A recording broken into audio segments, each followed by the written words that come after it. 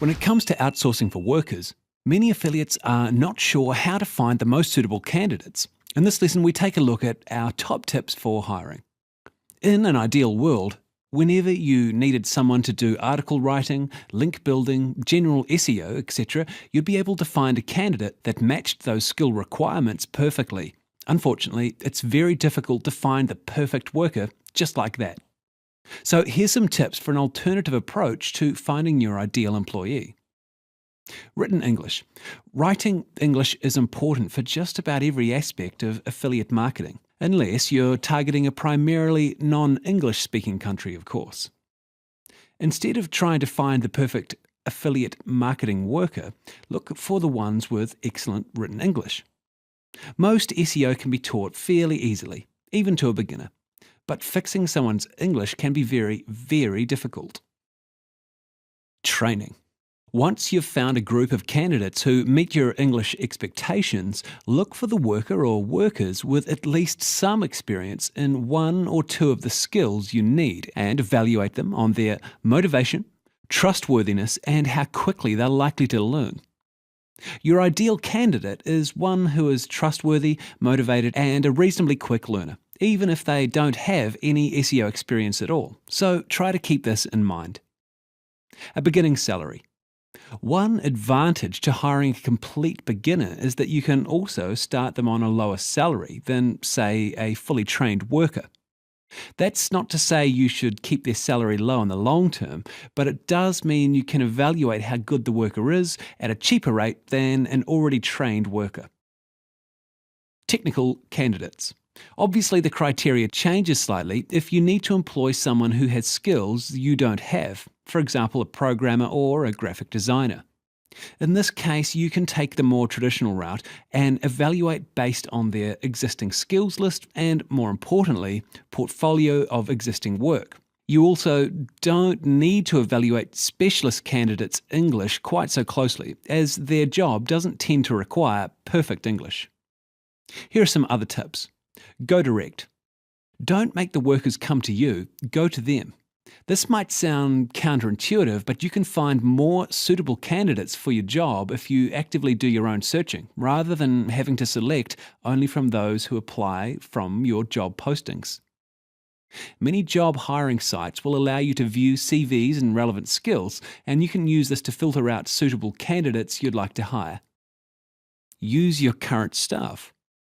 Sometimes the best way to find your ideal candidates is by asking those you already employ. Your workers have friends who probably have similar skills and intelligence, and it's worth finding out if they know anyone with the skills you need. The advantage here is that your workers will only refer someone if they really think it's suitable, because they know if they refer someone terrible, it'll reflect badly on them. Negotiate.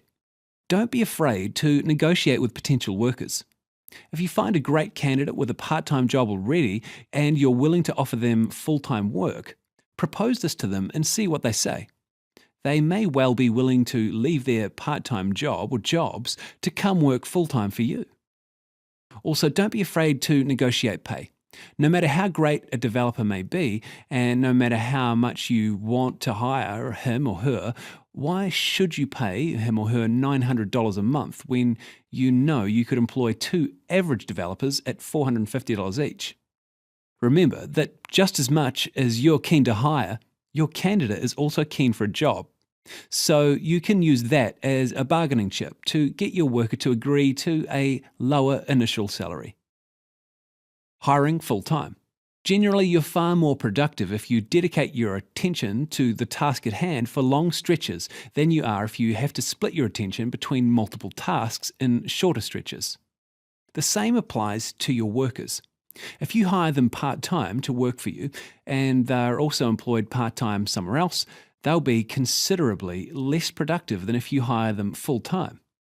Of course, it's not always possible for you to hire a worker full-time, however much you may like to. In this case, there are a couple of things you can do to help keep your worker productive. Hire them for full days, a few days of the week, for example. Try to hire your person 3 days out of the week for a full 8 hours, rather than 6 days out of the week for 4 hours at a time. Although you'll have them less often, They can work on your tasks for longer stretches and you'll get more productivity out of them. You could share a worker with an affiliate friend. If you know another affiliate who is also looking to employ but also doesn't want to or can't hire full time, look to see if you can both share the employee. This way, the employee is working on your moderately similar tasks and the training he or she gets from you and or your friend is beneficial to both of you.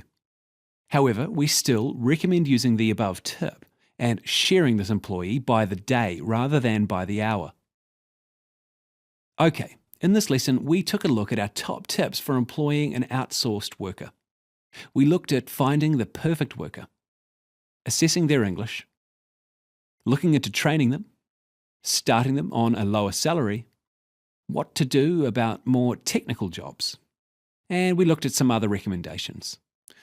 Going directly for suitable candidates, negotiating hours and pay, and hiring full-time.